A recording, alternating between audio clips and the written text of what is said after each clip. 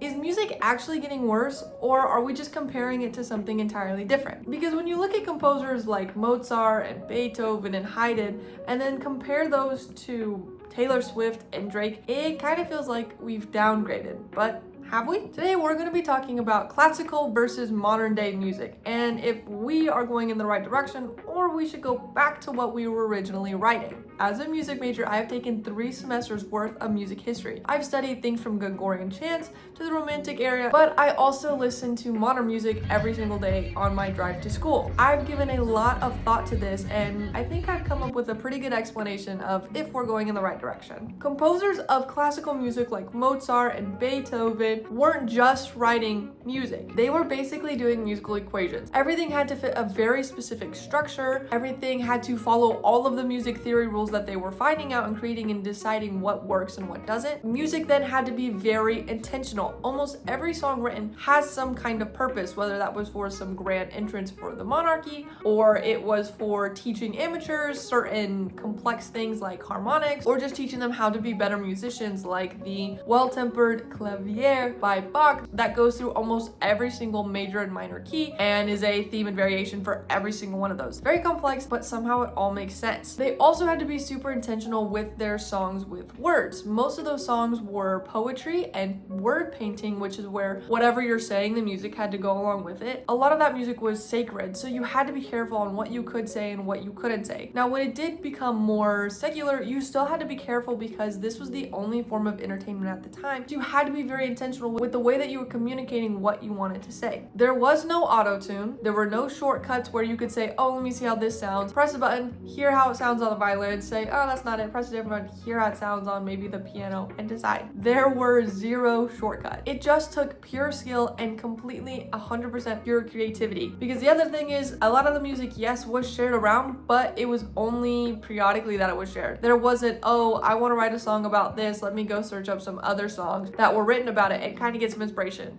No, it was just your head, whatever instrument you had in front of you, and a literal piece of paper to write down every single note by hand. That kind of depth is so rare today. Now let's look at modern music. Artists like Taylor Swift and Drake and literally anyone else making music on TikTok are making songs that are catchy and accessible to everyone. It's simple music, simple rhythms, simple words. It connects you fast. But here's the thing, modern music is not trying to be like Beethoven. It's not trying to put in that depth. It's not trying to put in that creativity. You're looking for a way to express yourself that's quick, that's easy, and it will get you a lot of listeners. Because we're in this modern age, there's so many ways to listen to music that the artists have to find ways that will really capture and hold on to the audience, because this isn't our only form of entertainment anymore. And if you don't like one song, you're just gonna move on to the next just like that. Versus back in the old time, like this was it. It was either you liked this song or you didn't really listen to music. Modern music is trying to go viral, to hold on, to connect to people fast so that they can continue to be an artist. And that changes everything. Music today is built for short attention spans. From honestly in the last 10 years, Reels, Shorts, TikTok, all of these short form content have become the mainstream of entertainment. The problem with that is most of those videos are 7 seconds long, meaning if you're an artist trying to produce music, you have 7 seconds to grab the attention span of your listeners. And the other problem with that is it's not just affecting how we take entertainment, but actually how we process everything. The attention span of our generation sucks. Like, how many of you can actually sit and watch a movie and not look at your phone once? Like, you can just literally sit and enjoy the movie. You can't. If a scene gets boring, you check your phone. If a commercial comes up, if like you're like me and don't have the premium subscriptions, you get on your phone and watch something else, because we constantly have to have some kind of stimulation in our brain. And that is such a big harm for the art of music. There's no longer complexity, because if it's complex, it means it takes time to think about it, to process it. And people nowadays are just not willing to take the time to do that anymore. We have traded depth for convenience. Someone who studies music, that is really, really painful to watch. I'm not gonna say that music is getting worse, because every time a new album comes out, I still love it. Music is just getting faster. In that process, we might be losing the depth that made classical music such a powerhouse in the first place. So I don't think that we're going in the wrong direction. I just think that we're just moving in a faster direction. I hope that someday we can continue and start to take some of those classical elements and slow down just a little bit so we can appreciate the art that they are creating. So what do you think? Are we going in the right direction? Are we going in a direction that's just faster? Or did music peak with composers like Mozart, Bach, Brahms, Haydn, all of the classics? Let me know down in the comments. Don't forget to like and subscribe, and we'll see you guys next time.